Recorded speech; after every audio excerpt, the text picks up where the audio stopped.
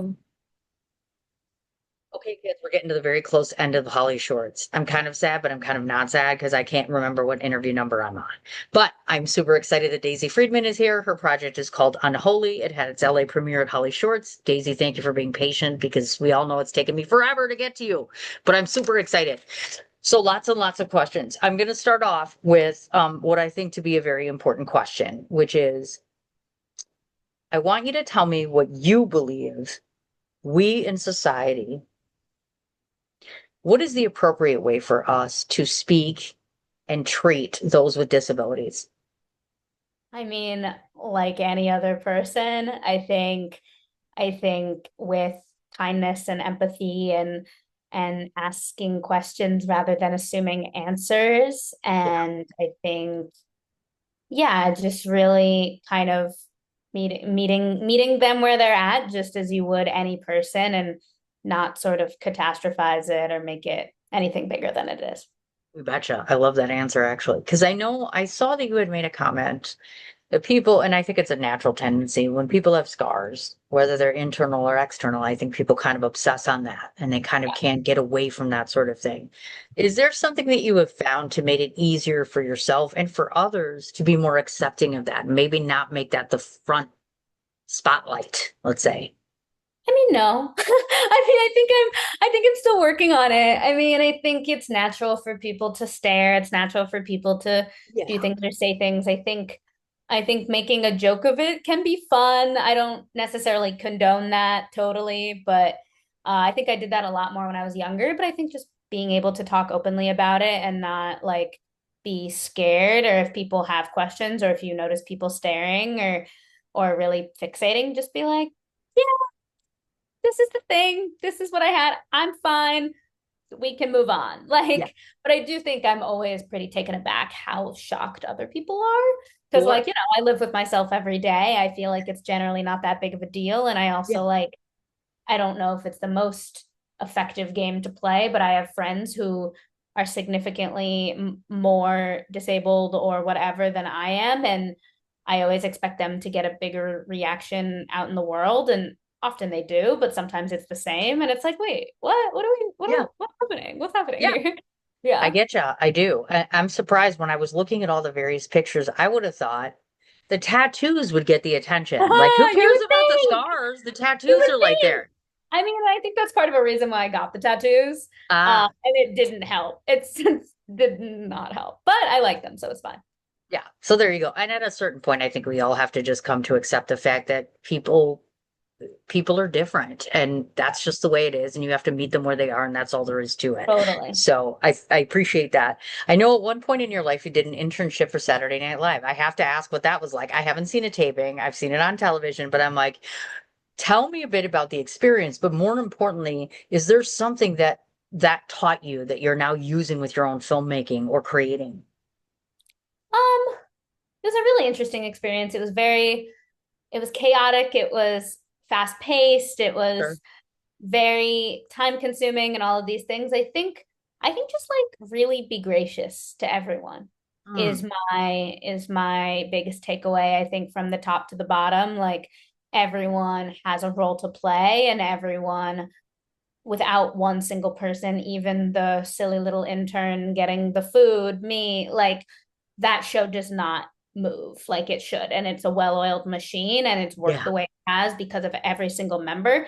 And I think just treating everyone with kindness. And I think Mm, not that there wasn't that, but I think there definitely was. But I think when you are moving so quickly and things are so fast paced, I think we forget to thank people. We forget to really appreciate each person. And I think that really taught me to slow down and tell my crew I appreciate them and tell my producer that she's doing a great job, even if yeah. we're having conflict, like just to like really let everyone know that they are a part of this either macro or micro machine, depending on film or SNL, and that, yeah, and then you can't have one without everyone. Nicely put there. Um, Recently, I was at Tribeca. I understand in the past that you've shot content and edited for Tribeca as well. So, that experience, of course, is a top tier festival. I do think it's far more indie friendly than some of them, and I am a fan as far as that goes.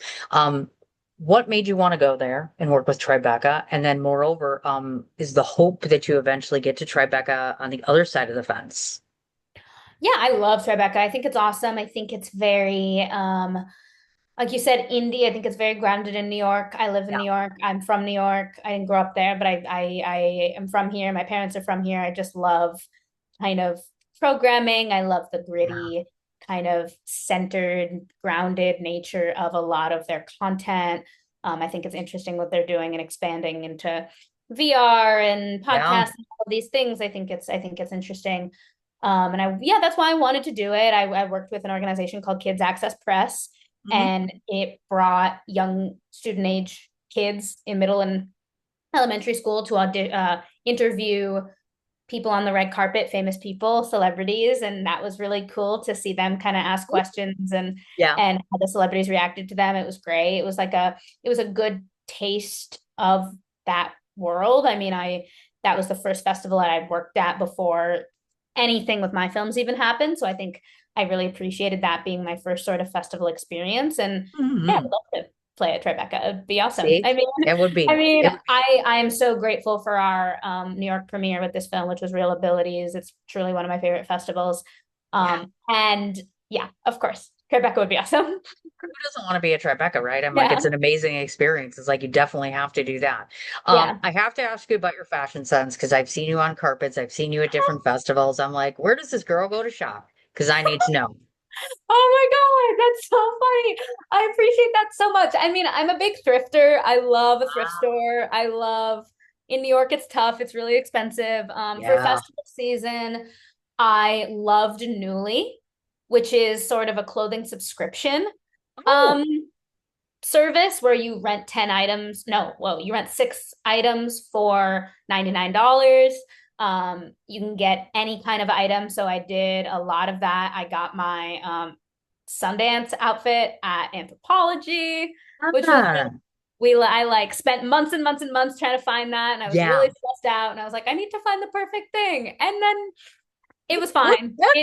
It was a beautiful beautiful day with a lot of fun clothes. But yeah, combination of thrifting and cool stores like Anthro. Very cool. I like that. I'm always interested to see that because I'm like, every time I have to go to a new event, it's like, go to the closet. Do I need to go somewhere else? Pick out a new dress. It does get daunting, believe it or not. I know it sounds pretentious, but it's like if you're doing it enough and you're in the circuit, you're always wearing something different and having a picture taken. So it never hurts to ask. And I'm a big thrifter too. So bonus on the whole thrifter thing. And Love when you're it, broke a lot, indies broke a lot. So it's dude. like we're Dude, not getting red carpet fashion handed to us. So hell bonus on yeah. that one. That's awesome. One of the things that I saw you celebrated, and I guess my definition might be different, you had did this beautiful, lovely post about celebrating Life Day. And in my Mhm. thought, I was thinking to myself, well, it's kind of every day, isn't it? I'm kind of learning at 56 that you have to celebrate something in life every day. So, for those that may not know, why is Life Day so significant to you? Yeah, so my one of my best friends who was in my previous film, her name is Brie Scalisi. She kind of taught me that term. Often it's used in the spinal cord injury community to kind of recognize the day in which that person became a wheelchair user. But I Yeah. sort of like really love it and have kind of taken it on for myself and my transplant. And it's my transplant anniversary. And like growing up, there was always so many like kind of strange names that I would use, my parents would use that like sort of never quite felt right, like transplant anniversary, rebirth day, like just weird. I don't know. I just think it's weird to put a name to that, but I thought that was just so beautiful for this particular thing because like your transplant anniversary is the day in which you were given a new life, a new kind Yeah. of lease on life, and yeah, I think it's a very could be a difficult day is sometimes with a lot of different kinds of emotions. And I think the last few years I've decided to celebrate it with friends and family and people I love because at the end of the day it really is a beautiful day and it can have a lot of weird feelings and pain and Yeah. sadness and grief, but I think at the end of the day the ability to be able to celebrate it um is so special, and my friend Brie giving me that kind of verbiage to do so is so special. Very nice. Yeah. So I have two questions relative to the transplant because you have obviously a multi-organ transplant.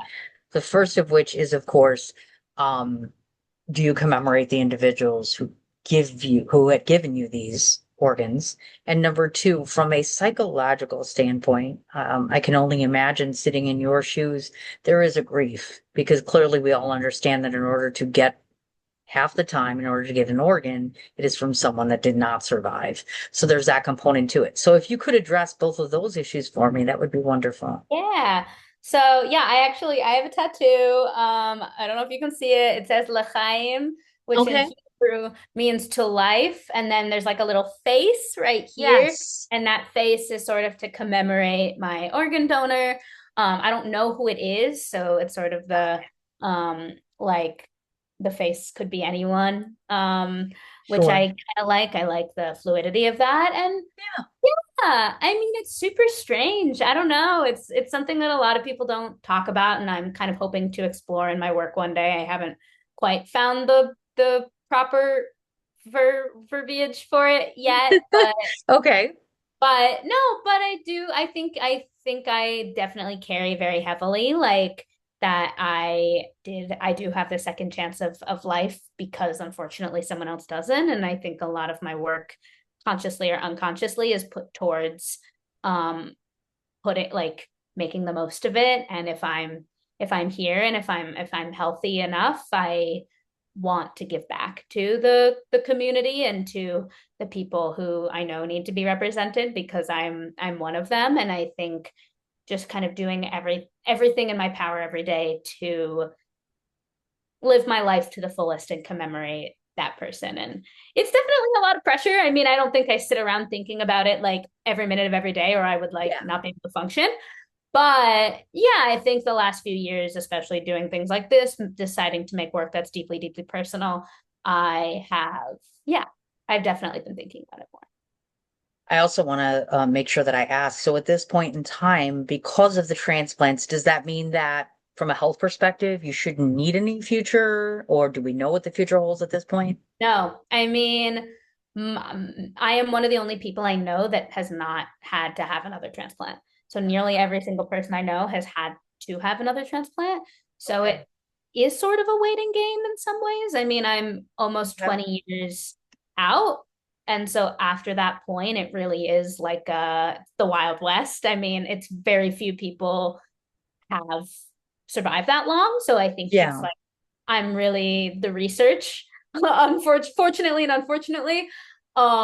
So yeah, I mean, there's no guarantees, but I everything that could have possibly gone wrong at this point has not yet. Thank God for So that. My gosh, yeah. goodness. Well, in addition to being a writer and director, I see that at one point you've done acting, but you haven't done it in almost 3 years now. So your last acting gig was in 2022. So either that means we were just too busy or we favor writing and directing instead of acting. So is it one or the other?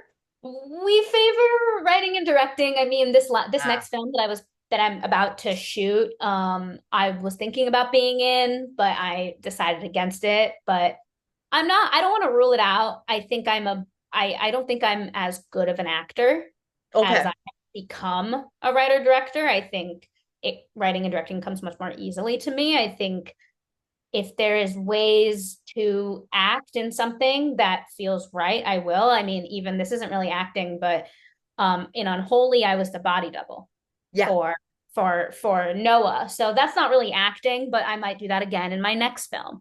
Okay. So kind of just inserting myself a little bit more in a representation way than than an actual acting way. But I feel like my writing is personal enough that I don't need to attach myself to it more.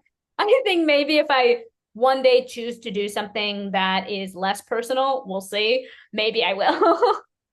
I guess only time will tell on that one. Totally. Um, I also know that you've been writer director for two projects, of course, Unholy being one of them. The other one, can you tell us a bit about As You Are, which is the other one you did in 2023? Yes. So As You Are is my first film. It's about an interabled queer couple who spend the night together for the first time, and it's starring my friend Brie Scalisi, who I was talking about. My other Yeah. friend is Stephanie Giraldo. And yeah, it was my writing sample for UCLA Film School. Um, Hmm. and I wrote it when I was 17. And yeah, it is my little baby. It taught me how to write and direct. And And those two women are some of my best friends to this day. So it really, Ah, I mean, it was such an incredible experience. I didn't know anything about film, anything about the festival cycle. And I applied under the direction of my producers, and it did quite well. And it's how I got to make Unholy because of the grant that I won through the Colin Higgins yeah. Foundation, the frame line. Yeah, I mean, so I owe everything and all I am now as a writer and director to that film. Hmm. I should ask, can we see it now at this point, now that the Yeah. circuit is Yeah, done? it's on short of the week. Oh, lovely. Okay, good Yeah. deal. Okay, so remember that, folks, short of the week as far as that goes. And it's a good segue into my next question because I knew about the grant. So one of the things that we all struggle with this, getting money, getting financing, getting attention, that sort of good stuff. Is there anything that you could suggest to a young filmmaker, or even just a filmmaker in general out there that might be struggling, constantly writing grants, not getting anywhere? Do you see anything that got you to this path? Meaning, was there something you did or something that you think is a necessity that makes you a lead contender for a grant? I mean, I think it's all hard. I mean, I'm struggling still to fundraise for this next film and the next one. I mean, I Yeah. think it sounds so cheesy, but like A, just be authentic. Like, I think especially in my generation, I think there is such a desire to put the most polished version of yourself out there. Yeah. And I think I've found that what people actually want is not that. Like, I think I am pretty, I'm not going to say messy, but I think I'm pretty vulnerable and Yeah. I don't really know how to not be myself. I don't know how to like pretend to be cool. I always joke that I live in Brooklyn, and the worst part about living in Brooklyn is feeling like I have to look like I live in Brooklyn. Um, and like it's true, and I hate that. And I think there's more of that, and I think people have been really drawn to that energy, which I really really appreciate. And I think be polished. It's a grant, but also speak from your heart. Don't say what you think people want to hear. And also in Yeah. terms of getting money, I think like really knowing who knows you and who loves you and really kind of targeting those people and asking for money, which is so hard, but like sometimes it can come from the strangest places. Like I am partnering with my transplant surgeon on my next film, and he is going to be one of my executive producers. And he was generous enough to give me a Wow. donation. And like, that's crazy. And I definitely shouldn't have done that. And I did. And it's working. So, like, I think just being audacious is really helpful, Yeah. especially as a young person, especially as a young woman. I will say, like, I think people, I mean, I think there's a downside to it. I think people don't love it sometimes, but I do think people are taken aback in like a good Yeah. way. And I think if you buy into yourself, others will Hmm. buy into you too. Very well put. Which brings us to this project that she did. She sounds so very modest. And when I'm about to read some of this, it's like, wow, this is pretty impressive for a girl who's only 20 something years old. As I mentioned, you had your LA premiere of Unholy, which is a 14-minute film, and that happened at Holly Shorts, of course. World premiere, however, was at Sundance Film Festival, which most young filmmakers or filmmakers in general want to get to. That's kind of a fast track to getting attention. So I have yet to have the Sundance experience. I've been surrounded by people that have. So to premiere there, was that one of your initial goals? And second of all, the experience itself, just share with us what it's like to be in that arena. I mean, was it my initial goal? Like, yeah, but no. Like, I mean, like a little bit in the sense that we applied and we just we want to try. I mean, Yeah. I applied with As You Are and I didn't get in. And I mean, I was like, to say I was shocked is an understatement. I mean, I don't know if I've shared this in other interviews, but I was writing a midterm essay for college when I got the call, which Okay. is so silly. Um, but like, yeah, I was writing an essay and like I got the call and it was crazy. I mean, it was literally unbelievable and the experience was amazing. It was fantastic. I think I wish I had gotten out of my own way a little bit and was not as nervous, but I was nervous. I always joke that I sometimes feel like three kids in a trench coat, like the BoJack Horseman reference. But like I did, I felt a little bit like three kids in a trench coat, but it was absolutely incredible, and to be there and feel that energy and to watch all the deals being made at the coffee shop that's on Yeah. Main Street and just like really kind of like dig into what it really means to be a filmmaker, a professional filmmaker. And though I don't think I like totally understood it when I got there, before I got there, I feel like the experience really helped me like kind of rise to the occasion.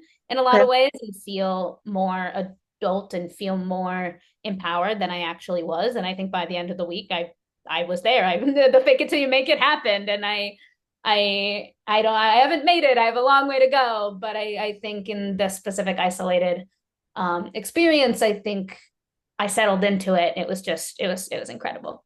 I bet. Yeah. Now I'm going to ask selective questions because we don't want to give everything away because clearly not everyone has seen the film. But I do want to start off asking because I'm always curious about this. At the very end of your film, you have in memory of both Ida and Carol. So we want to talk about them. Who are these people? Yeah, so Ida Friedman is my great grandmother, Oh, and the film used to be called One Matzo Ball or Two, and we changed the title because it's a little bit of a too kitschy, too sticky. But there's this moment where and she's like, "Do you want?" The grandmother's like, "Would you like a matzo ball?" I'm not gonna give anything away. She's like, Would you like a matzo ball?" And she's like, "No, no, no, I don't want a matzo ball." And she says, "Okay, one matzo ball or two." And that's sort of how the whole idea came from. Is that was something my great grandma would say to my dad all the time, like, got it. Passover, do you want a matzo ball? No, no, no, no, no, grandma, I'm fine. I'm not that hungry. Okay, great, one matzo ball or two. And then the other woman, her name's Kara Buchhalter, is my friend Isaac, who was our producer, our AD, his Oh, grandmother, and we shot in her home. So nice. the spirit of Carol was with us the whole time, and we really just wanted to be able to honor both Isaac's grandparents or grandmother, who he's a dear friend of mine, and mine as well. Very nice. Okay.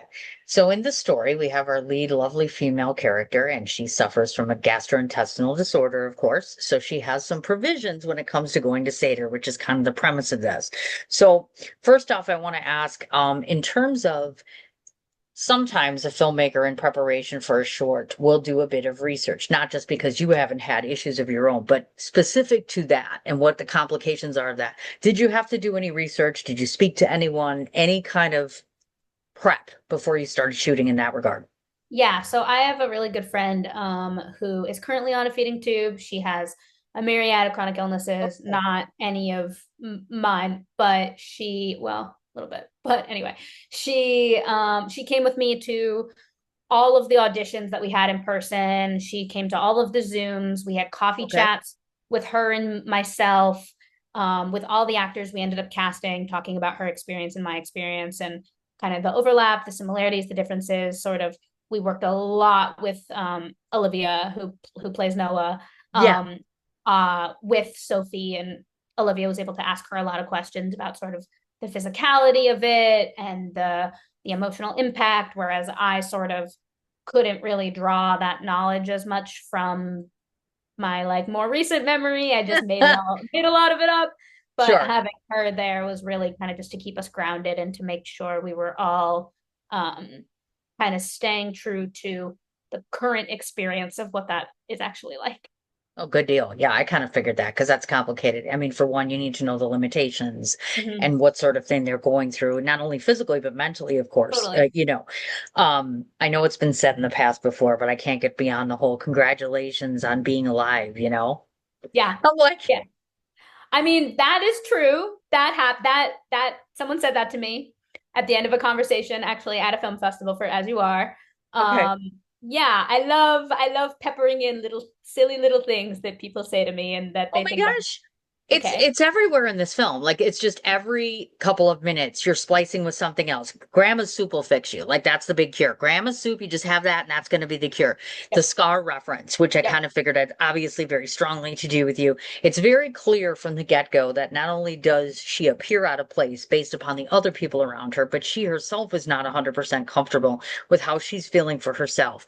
And obviously we come to learn, and you guys will know this when you watch it. I feel like everyone is very pressed to try to provide normality, not only for her sake, but even it almost feels like they need her to be more normal than she is. That's the sense I got from this is like we need to have some sense of normalcy.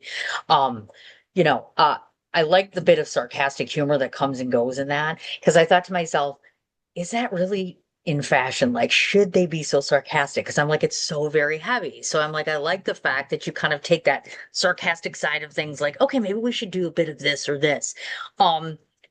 Your story is set where you're going to Seder, which is a Jewish tradition, of course.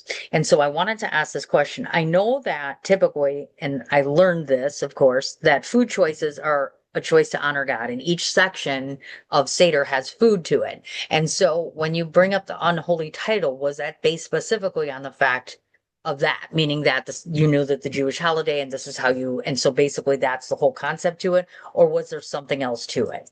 Yeah, I mean that sort of is it. And I'm not giving it away, but there's a line at the end where she says, "I used to feel so holy," Yeah.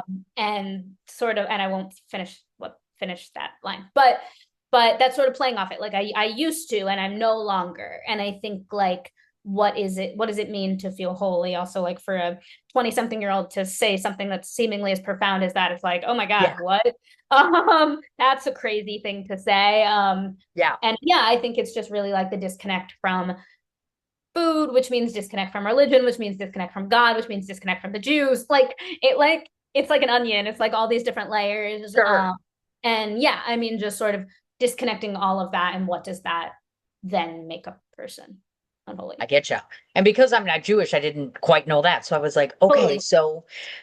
so as a whole, the unholy part, one of the things that I find interesting is her relationship with her father. Despite all the discomfort, he's kind of the main focal sort of, here's my rock of support. Here's my soldier. Here's my guy. Here's my person. Is this based on, I was thinking maybe it's based on your real life parents. Is it based on any one person, or is it just an imaginary sort of rock, so to speak? Yeah, I mean, it's based on my dad. I mean, I think Ah, both of my parents are really have a lot of that energy and that presence, and I love yeah. them both very much. But I that the film is very much based on my dad's side of the family, and I think like Okay. he has tried very hard throughout my life to sort of protect me and be my advocate when they're being insane. And like not this level of insane for sure, but just like yeah, saying things or doing things or making me feel like an outsider in some way. Of like when I was younger, I like really liked to always socialize with the adults more than the kids because I've Yeah. just been around adults much more. And some members of my family were really weirded out by that and thought that was strange. And my dad was always kind of going back for me, like, no, like this is fine, this is normal, or like yeah, definitely other things. And like we've had conversations in the past, like, oh yeah, like I always we were funny. It was funny. We had a conversation more recently. He was like, yeah, I feel like I really always tried to, yeah, like stick up for you or go to bat for you. And I said, yeah, like me too. I made a movie about it. Yeah. And he was like, so true. No, but he's wonderful. He's so Oh, special. very Yeah. sweet. And so does that mean because I'm not Jewish? I was just invited actually to a Jewish holiday not so long ago. And so now I'm kind of freaked out. I'm like, are they really going to offer me food like every 5 seconds? Because through the course of the movie, it's like, Yeah. here's food and more food and more food. I'm like, is it really like this all the Yeah. time? Unfortunately, yeah. Oh my gosh.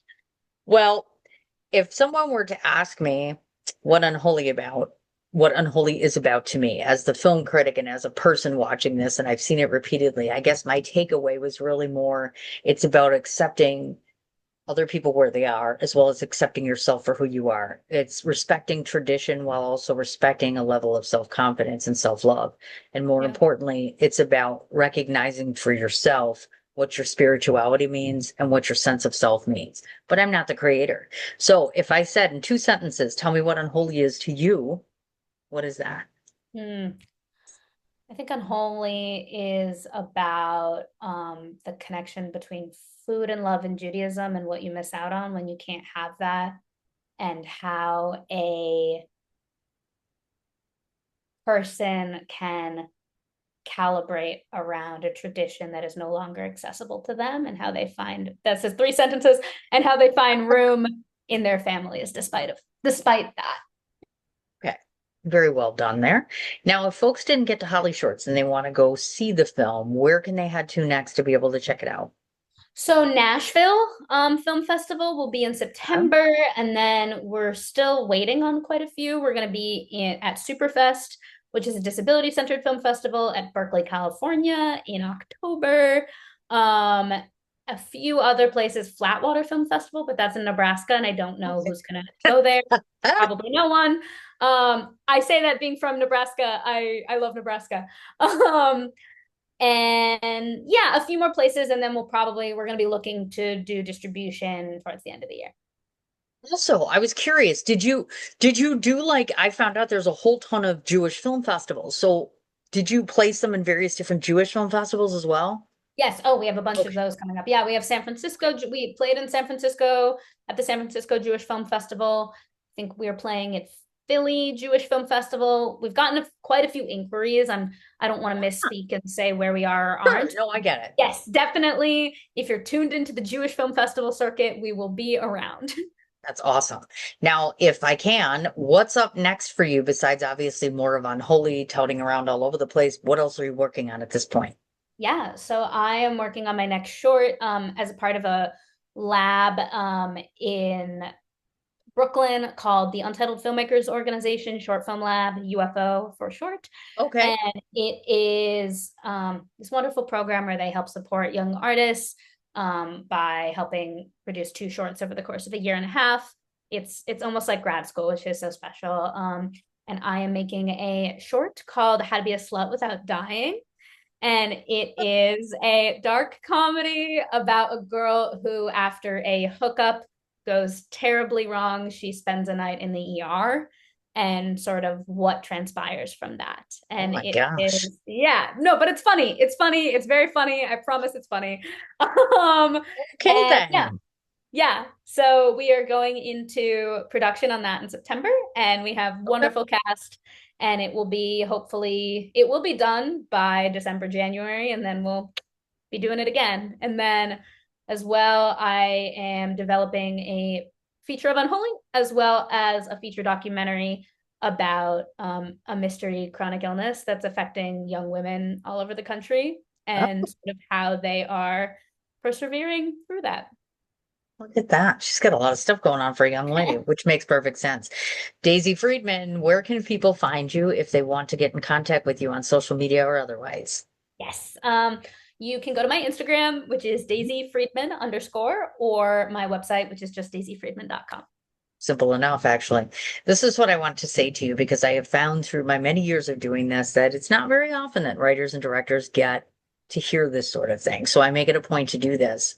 First off, I think you need to hear how appreciative most people are. And I think you may not hear this from everyone, but I think I speak for many to say thank you for giving a face and a voice and a presence to those that may not seem seen or understood or accepted where they are. So we appreciate the fact that you are doing that. Second of all, for a young lady to do so much is quite inspiring. So congratulations for being a role model for those that are your age. And more importantly, yeah, the next time you go to the thrift shop, you better be calling this girl and being like, listen, I found the best stuff in New York City because I'm there every month and I'm always looking for something. You can really call But me. I'm around. yes, but thank you so much. This has been absolutely wonderful. Thank you.